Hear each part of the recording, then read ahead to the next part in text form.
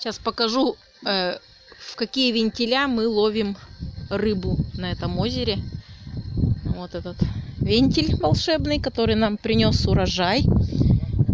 Смотрите, рыба заходит в одну сторону, получается, да?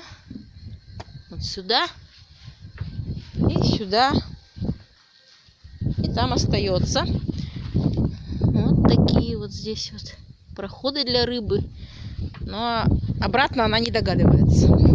К нам с утра пришли друзья, которые мы вчера их кормили, ухаживали за ними.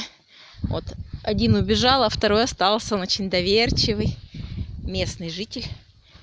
Вот, хвостом, видите, виляет. Это означает, что он мне рад.